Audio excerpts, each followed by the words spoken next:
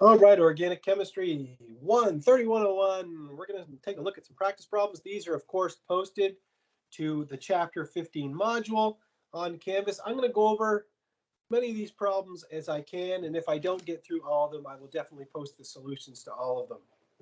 So it says here, protons HA and HB in the following compound are homotopic, enantiotopic, and diastereotopic mesotopic, which isn't even a word, and then none of these. So we can cross out mesotopic because there's no such thing. But if we want to know whether these protons are homotopic, well, they certainly aren't homotopic because we don't have a plane of symmetry in the compound. And so to determine whether they're enantiotopic or diastereotopic, what I think would be the best thing to do would be the replacement test. Right? That's the quickest way to determine whether the two protons are diastereotopic or enantiotopic. So what we'll do is we'll draw this. So we'll start with this. And then what I'll do is I'll put something down here and then something going up like this. Okay, so I'll leave a proton, or I'll just leave it like that for now. And I'm going to copy and paste that. So let's copy this, and then let's paste it over here, the exact same structure, like so. Okay, something like this. So then what we're going to do is we're going to have a hydrogen atom here, and then we'll have, let's just put something X over here, and then we'll do the opposite thing here, where we have X here, and we have a hydrogen atom here. So what would be the relationship between these two molecules? Well, they're not enantiomers because they're not mirror images of each other. You see that one chiral center stayed the same in both of them, but this one changes. In the one on the left, the X is going up, and on the other one, the X is going down. And so when we do the replacement test, we find that we get a pair of diastereomers, and therefore those two protons are diastereotopic. Again, if you're trying to discern whether protons are enantiotopic or diastereotopic, you do the replacement test. If you do the replacement test and you get enantiomers, the protons are enantiotopic. If they're diastereomers, then they are diastereotopic. So you want to try the replacement test. All right, let's take a look at the next one. Protons HA and HB in this aromatic compound, are they homotopic, enantiotopic, diastereotopic? Again, mesotopic isn't even a word, or none of these. Well, hopefully you can see that in this molecule, there is a plane of symmetry running through the molecule here. Now, it's not as abundantly clear because these methyl groups are on an angle, but you could redraw the molecule like this.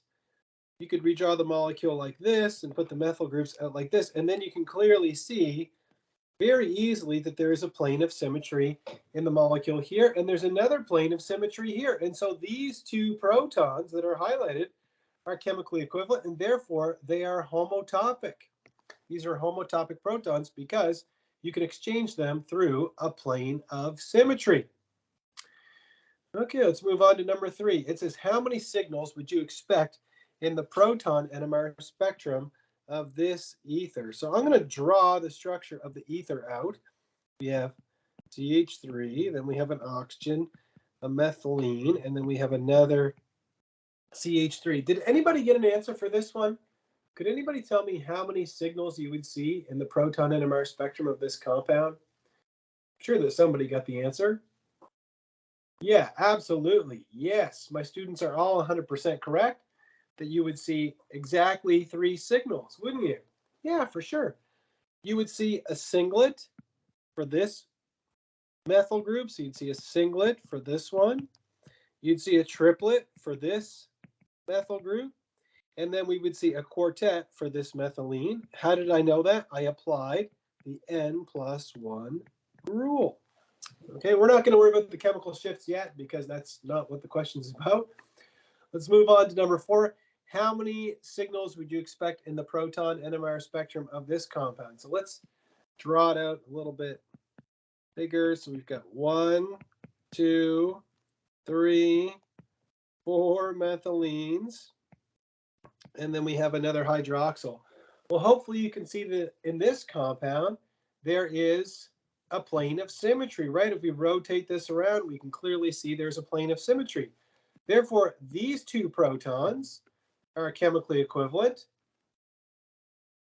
These two methylenes are chemically equivalent. And these two methylenes are chemically equivalent. How many signals would we see? Anybody? How many signals in this proton NMR spectrum? Absolutely, yes. My students are all 100% correct. You'd see 3 signals in this proton NMR spectrum. Proton NMR, very powerful tool. Let's try another one where we try to identify how many signals we would see. In this compound here, we've got an aromatic ring. We've got a carboxylic acid. But the first thing I notice about this compound is that even though you have an aromatic ring, you've got the carboxyl group, and then you've got the ethyl group, is there a plane of symmetry in this molecule? Is there a plane of symmetry? Yes or no? Absolutely, yes. There is no plane of symmetry. I'll write down here, no plane of symmetry. Therefore, we're going to have a bunch of unique protons, aren't we? We're going to have a unique proton here. We've got a unique proton here, here, here, this one. Then we've got 2 unique protons here, and we've got 2 unique protons here. That's a total of 1, 2, 3, 4, 5, 6, 7 different signals that we would see in the proton NMR spectrum of this compound. No plane of symmetry in the molecule. All right. Remember, we talked about the word downfield. It's an artifact that comes from the first spectrometers, which were continuous wave spectrometers. So what that means is that they used one frequency of electromagnetic radiation, and they varied the magnetic field strength. So the most downfield are going to be the protons with the highest chemical shift. Or you could put it another way, you could say the most de-shielded. So closest to the strongest electron withdrawing group. So we've got protons 4, 3, 2, and 1. Anybody have an answer for this one? Which sets of those protons would be the most de-shielded? Absolutely. It's going to be number 4, isn't it? These ones are going to be the most de-shielded because they're next to the oxygen. Right? If we look at the chemical shift, we know that the baseline for a methylene is 1.2 parts per million, but they're alpha to the oxygen of a hydroxyl, so we add 2.5 parts per million, and we end up with 3.7 parts per million. So they're pretty de-shielded, considering that it's just a methylene. All right, let's see here.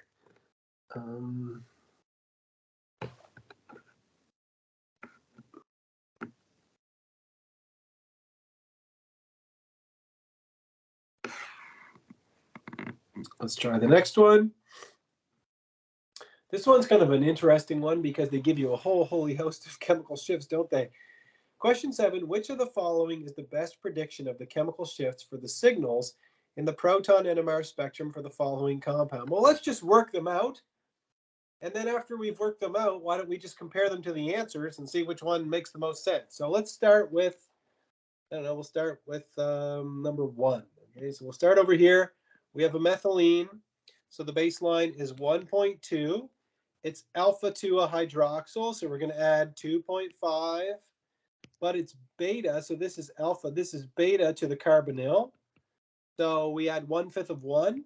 So that would be 0.2. So that's 1.4 plus 2.5. So that's 3.9. So we get 3.9 parts per million for 1. That means it could be either C or D. We can cross these ones out. Let's do number 2 next. So number 2. We have a methylene, so the baseline is 1.2 parts per million. Then we are alpha to a carbonyl, so we're going to add 1.0. And we're beta, right? This is alpha beta to the hydroxyl. So if it's beta 2 a hydroxyl, we add 1/5 of 2.5. So we're going to add 0.5. So that gives us 2.7. So we'll scribble that down, 2.7 ppm. So that means it's got to be this one. Let's just check number 3 to make sure that makes sense, and then we can find if the answer is C or not. We get to number 3. The baseline for a methyl is 0.9 parts per million. It is alpha to a carbonyl, so we're going to add 1.0 to that, and we get 1.9 parts per million. So that looks good, and the answer is C. Oops, I wanted to use my black pen. There we go. The answer is C for that one. So just using a little bit of our knowledge, and of course the rules that I'm applying here come from table 15.1. Okay, so you have to know the baseline of the methyl, the methylene, the methine, and then you apply table 15.1 to estimate these chemical shifts. Ooh, here's one where we have an actual Proton Nmr spectrum. Now this one I had to cheat a little bit. I had to go get a ruler to measure this in order to solve this one. So I'll show you how I did it using my ruler at home. It says you have a compound with a molecular formula of C8H14, has the following Proton Nmr spectrum. Which is the following correct number of protons giving rise to each signal? So what we do, they didn't give us anything but step curves. So what we do is we measure from the bottom to the top of each step curve from 3, 2, and 4, 1. So you literally have to get a ruler out. We get the ruler out. It's kind of, I'll do my best here. And you see that this one is about, this is about 1.2 centimeters. So let's scribble that down. So that's about 12. I'll write it in red just to be consistent here. So this is about 12 millimeters. Then we go over here and we see that this one is about, so we have 1, 2, 3, 4, 5.1, 2, 3. So this one's about 53 millimeters, maybe 53. It's like 53, 54 millimeters, something like that. This one is about, so let's move that up here. So this is around 18 millimeters. So I'll scribble that down in black, 18 millimeters.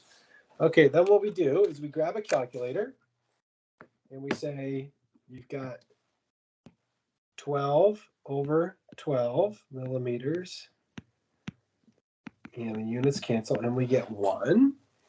Then we do 53 millimeters divided by 12 millimeters. So you take 53 divided by 12, and you get 4.42. Just give me a second. I spilled something on my calculator. So hold on, 53 divided by 12, and we get, well, what did I say? 4.42. Then we do the last one. We have 18 millimeters divided by 12 millimeters, like that.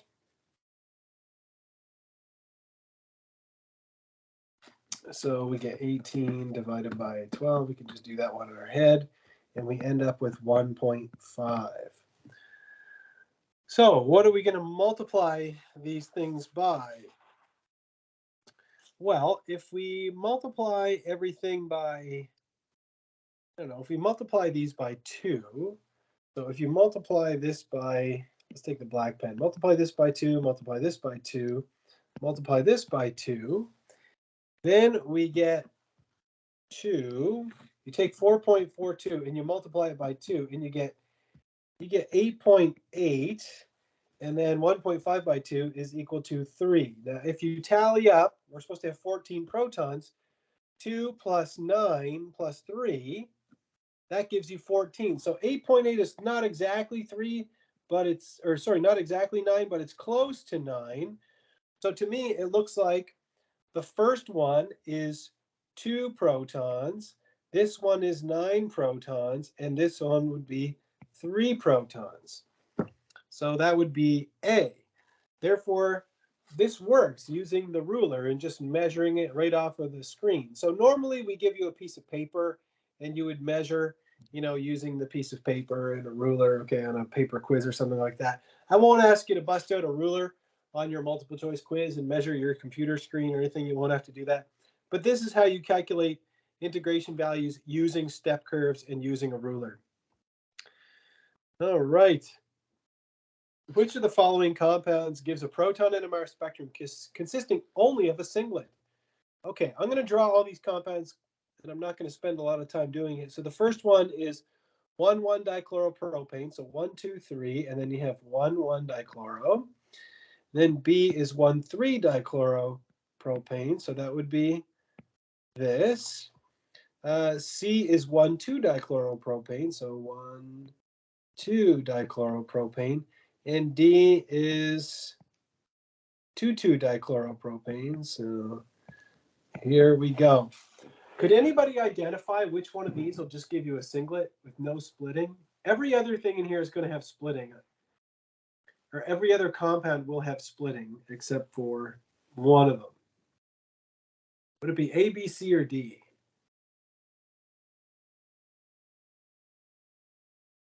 Yeah, absolutely. The answer is D, isn't it? The answer is D. There's no splitting in D. You have a methyl group over here, and you have a methyl group over here, but you have a quaternary carbon here, so neither of those methyl groups are coupled to any protons, and there's a plane of symmetry in the molecule. So you have an axis of symmetry, or a plane of symmetry, I should say, running right through. So these are chemically equivalent. They don't split whatsoever. You see splitting everywhere else. I mean, this one would give you a triplet. This would give you a quartet. This proton would give you another triplet. Here you would get a doublet. Here you would get a 1, 2, 3. So here you'd get a sextet for these. So sextet for those. Here you would get a doublet for these, right? So on and so forth. And this one you have 1, 2, 3, 4. So this would give you a quintet. And these ones are identical. They would give you a triplet here and a triplet there. Anyhow, so everything has splitting except for D, so the answer is D. Let's try something in the same vein. Question number 10, which one of these gives you only 2 singlets in the Proton Nmr? Did anybody solve this one? There's only one of them that would give you just 2 singlets.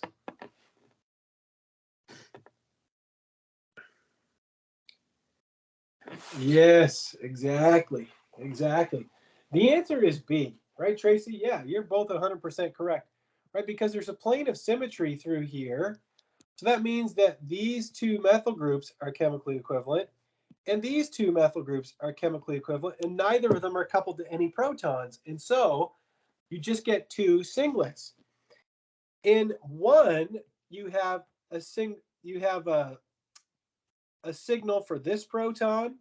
Then you'd have a signal for this proton, for those protons, and then you'd have a signal here. So you'd see 3 signals in this one.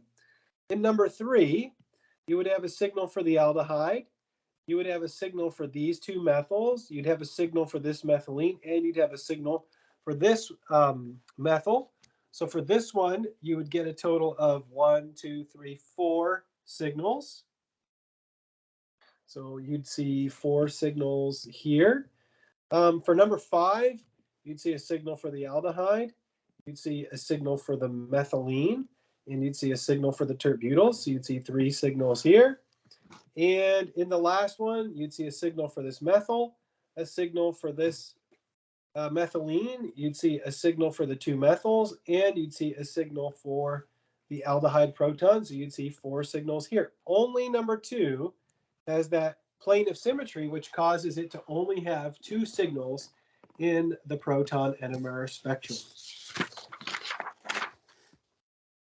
Number 11, determine the multiplicity of each signal in the Proton Nmr spectrum. Let's start on the far, we'll start over here on the far left. We have a methyl group. It's coupled next to 2 protons. 2 plus 1 gives you 3. So we would see a triplet for these protons. We go to this methylene, this CH2. It's coupled next to 1, 2, 3, 4, 5. 5 plus 1 gives you a sextet. So we would see a sextet for these protons. Then if we go over to this methylene, these two are only coupled next to those two. 2 plus 1 gives you 3, so you would see a triplet for those two protons. The hydrogen on the nitrogen atom, we haven't talked about that, but that's like an alcohol, and it will just give you a singlet, okay?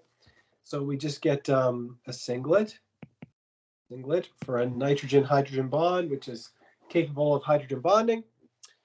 Next, we have this methylene here, and that methylene is not going to be split by this hydrogen because of the hydrogen exchange, just like an alcohol. So this is just going to give you a singlet. It's not split by anything at all. So we'll just put S for singlet. And then the tert-butyl, as always, tert-butyls never change. It's just a singlet that integrates for 9 protons. So this will also be a singlet. There we go. So we figured all those out. Next, we have an aldehyde. And if you remember in the slides, we talked about aldehyde protons are usually not split. They usually just give you a plain old singlet with a chemical shift of around 10 parts per million. An aldehyde, it's not asking that, but we're just throwing that in here. This methylene is only coupled next to this methyne, so 1 plus 1 gives you 2. So these would be a doublet. This methyne here is coupled next to 1, 2, 3, 4, 5 protons. So 5 plus 1 gives you 6. Therefore, this would give you a sextet. These protons here, this methyl is coupled next to only 1 proton, and so this would give you a doublet. 1 plus 1 is 2. What else? We've got a couple of protons here, another methylene. These aren't coupled to any protons because this is a quaternary carbon, so these give you a singlet. And then the tert-butyl, as always, that doesn't change. That is just a plain old singlet. It's never going to be split. It's impossible for a tert-butyl to be split. Okay, let's take a look at number 13. How would you use Proton Nmr spectroscopy to distinguish between these two compounds, compound 1 and compound 2? Well, there's a few things we could do, I suppose. But why don't we look at the multiplicity first, since we were just practicing that, and see if there's a difference in the multiplicities. First thing I notice is that in the compound on the right, you have 2 singlets. So these are singlets that integrate for 3 protons. Singlet that integrates for 3 protons. You don't have that anywhere in here, so that's one way you could do it. Just look for singlets that integrate. Well, I guess it wouldn't be 3 protons. I guess it's a total of 6 protons. So you wouldn't see that in compound number 1, but let's get back to the task at hand. Both of these methyls that I circled in blue are going to give you triplets. So these are triplets because they are both split by 2 protons. The 2 methylenes are both quartets. So we'll just put in here a quartet because they're split by 3 protons. So you can put it down here as well. Quartet. And then we have these 2 protons here, which aren't split by anything. And so those would give you a singlet. I'll just write S above it. So we've got a triplet, a quartet, and a singlet in the first one. In this one, we've got a singlet. Then we have these 2 methylenes, which are both split by 2 protons. So that gives you a triplet. So we have a triplet for both of these. And then we have this guy here, this methylene, but that's split by a total of 4 protons. 4 plus 1 gives you 5. And so we would have a quintet. So I'd say the easiest way would be maybe to look for the quintet. This is the only molecule that has a quintet and it has no quartet. So, there's a bunch of different ways you could distinguish between these. Anything would work. All right, we'll just stop there. I think we've already found enough ways to distinguish between these 2. Could anybody give me an idea of how you might distinguish between these 2 compounds, these 2 esters in 14? What might you use as a strategy to tell the difference between these 2?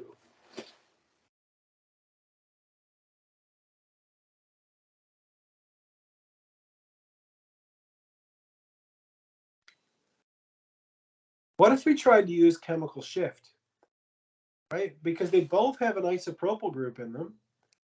They both have an isopropyl group. What if we looked at the chemical shift of the methine in this one and the methine in this one? Because those methines are septets, right? This is a septet that integrates for 1 proton, and this is a septet that integrates for 1 proton. But they're going to have very different chemical shifts, aren't they?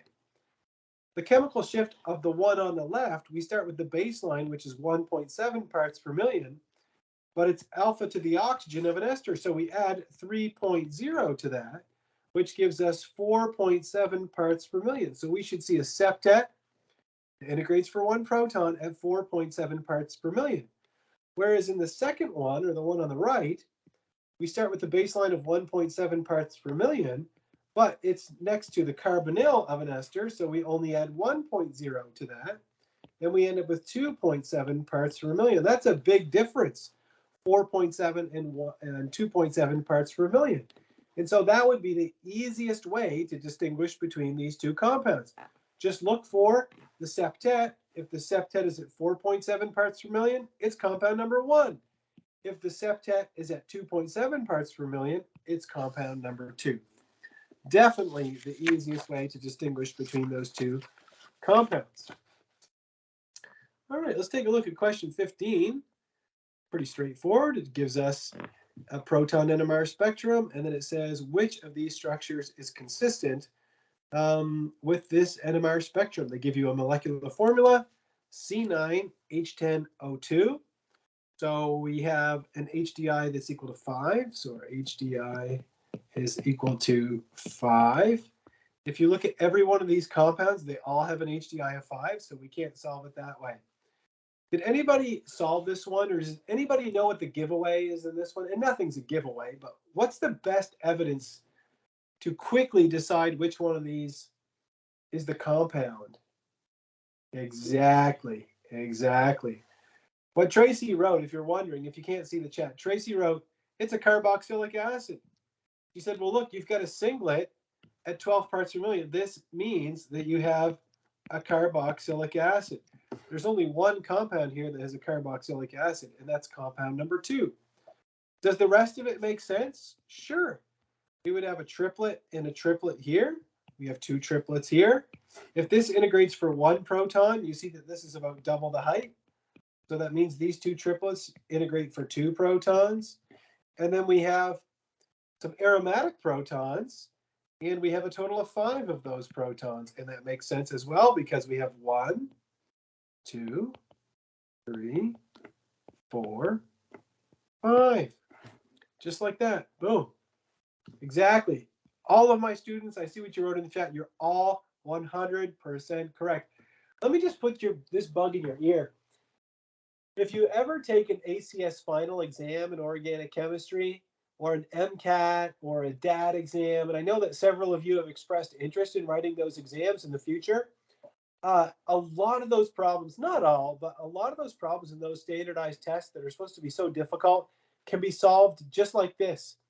Like if you know one important piece of information like this, you can identify it right away and just move on to the next problem.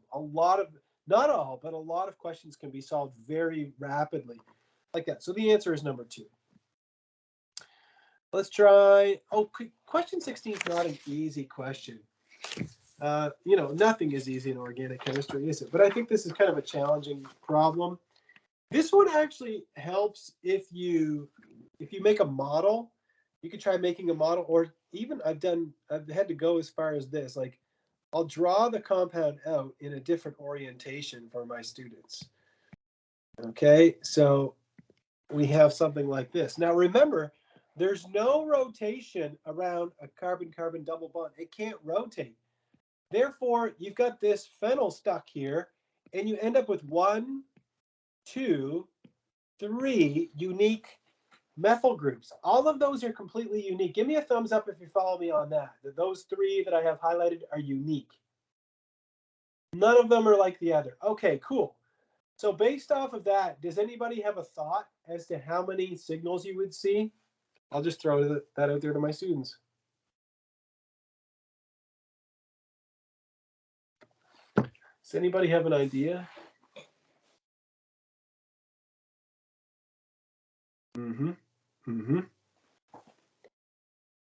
Yeah. My students are all 100% correct. Absolutely. Because how did my students know that there was 9 signals? If you're not following, what my students did is they said, well, look, that's a signal. This is a unique signal. Then you've got one here. Okay, but remember, there is free rotation around this bond. Because of that, these 2 carbons, this one and this one, are chemically equivalent. This one and this one are chemically equivalent, and this one, of course, is unique. But these 2, let me get my blue pen maybe. These 2 are identical, and these 2 are identical. So that means that we get a total of 1, 2, 3, 4, 5, 6, 7 for both of those, 8 for both of those, 9. We have a total of 9 signals. Any questions about that one? I looked at that during the break and thought, yeah, that's an interesting question. I've asked this question many times to students, and sometimes I feel like it's just the way the molecule is oriented that can confuse people sometimes. Never be shy to redraw a molecule. If you think, well, I can just redraw it. Oftentimes it's a good idea to do that if it helps you just visualize it in a way that you need to. How many proton NMR signals are there in benzene? How many are there in cyclohexane? I didn't really give a lot of room here, did I? So first you got to know the difference. Benzene is this. Okay, this is benzene. Benzene. That's C6H6. Cyclohexane. So cyclohexane is this. This is cyclohexane. It's C6H12. One rule that I went over with you kind of quickly one day, and I'll write it up here, is that identical protons, or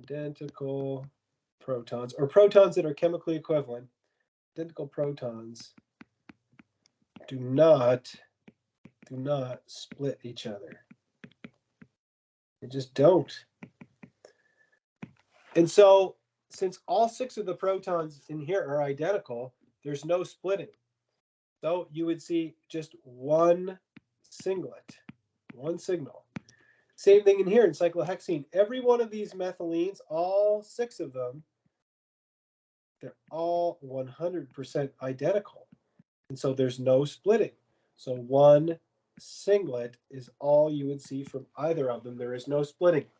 Now, if you read in the textbook, and I encourage you to do this, it talks about what's called variable temperature NMR, and you can slow down the ring slip of cyclohexane enough if you cool it so that you can see the axial and equatorial protons. However, that's something I'm never going to ask you about. And at room temperature, the ring flipping is happening so quickly that we don't see any difference between the axial and equatorial protons, and we would only see one chemical shift, one singlet.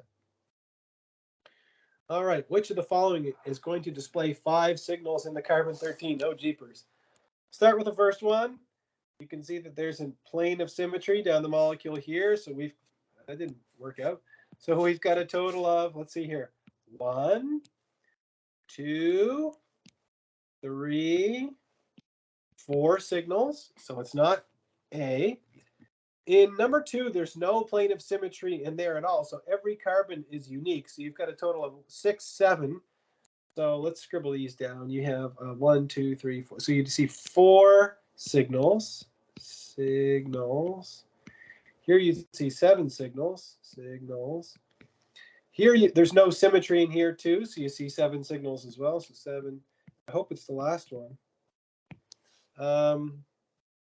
Did I miss something? 1, 2, 3, 4. 1, 2, 3, 4. 1, 2. What am I missing here?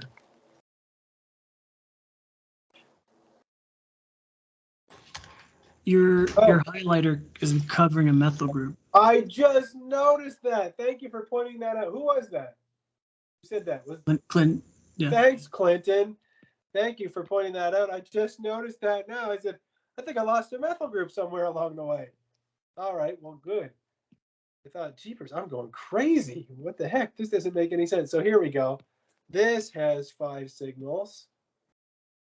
And the last one, also, there's no symmetry in it, so this one also has 7 signals. All right, there we go. Let's move on from there now that we figured out the problem. So be careful with your highlighter, I guess. Okay, let's take a look at this one here. Which of the following compounds is consistent with this carbon-13? So we've got a carbon-13. Let's see how many signals we've got. A, B, C, D. Those are 2 signals. You can see it if you zoom in. So C, D, E, F, G. So that's 7 signals. 1, 2, 3, 4, 5, 6, 7. So we've got 7 signals. Do any of these things have 7 signals? I'm going to look at them, and can any of you identify if any of them have 7? I'm going to count. 1, 2, 2, 3.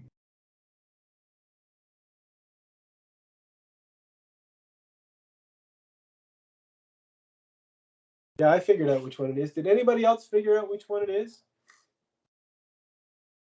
Which one has 7 signals? I can't really see it now. So 7 signals.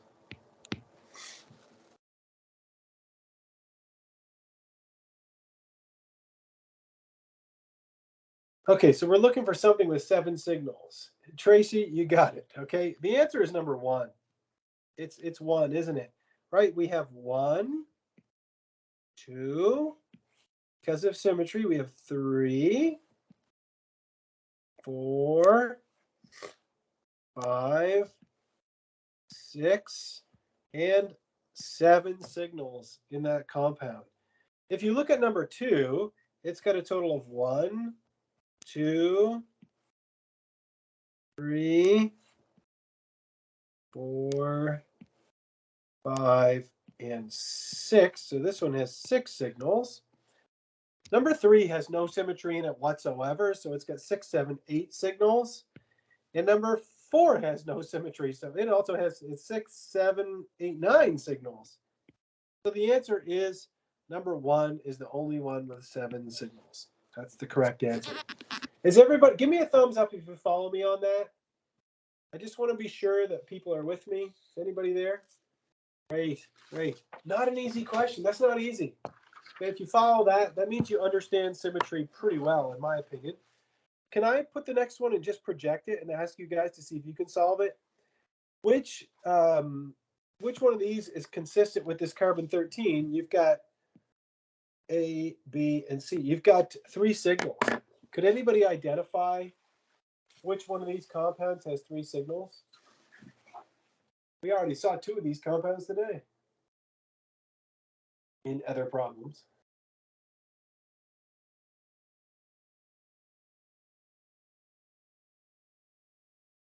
Mm-hmm.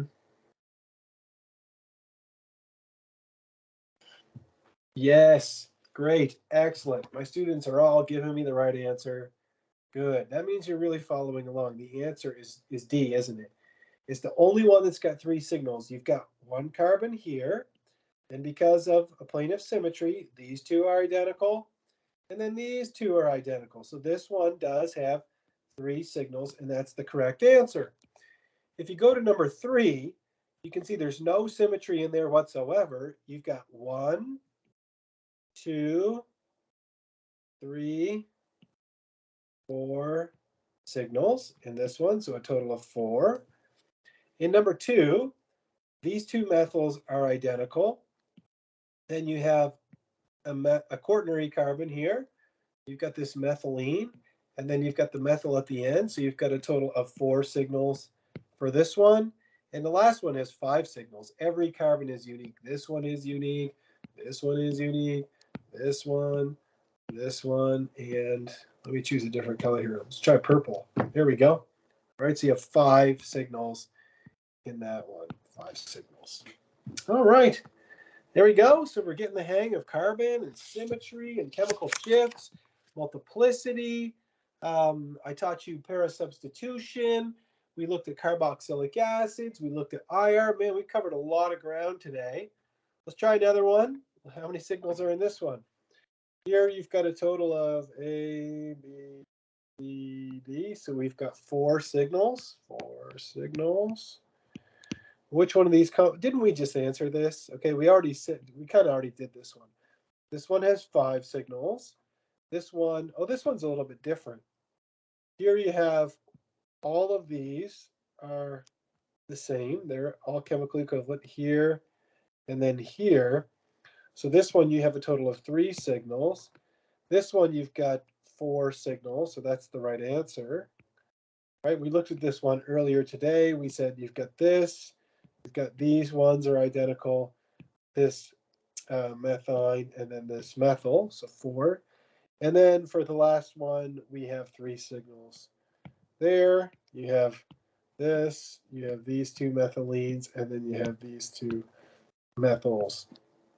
Here, there we go. So the answer is C for that one. Ooh, a question with a depth in it. And this will be the last one that we look at. Since you've got a compound with a molecular formula of C5H10Br2. Remember, the bromine is just like a hydrogen, so is equal to 0. There's no double bonds. There's no rings. There's no nothing like that. It says, so there's your molecular formula. The carbon 13, along with the depth 135, is here. What is the structure of the compound? Well, in the broadband decoupled, you only see 3 signals. If you're wondering what this is up here at around 77, so if you ever see 3 little things at this is 77 ppm, this is solvent.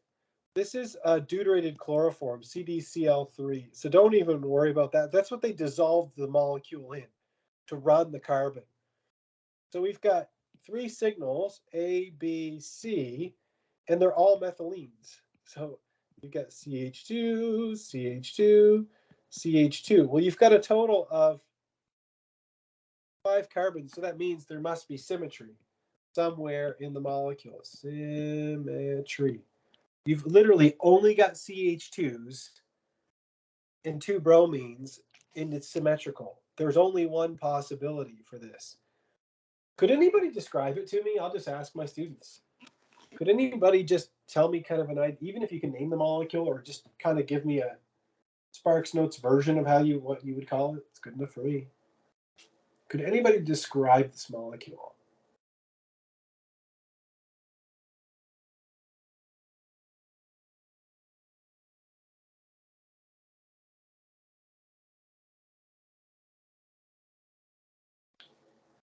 Got nothing but methylenes, nothing but CH2s, and it has to be symmetrical, and you must have 5 of them.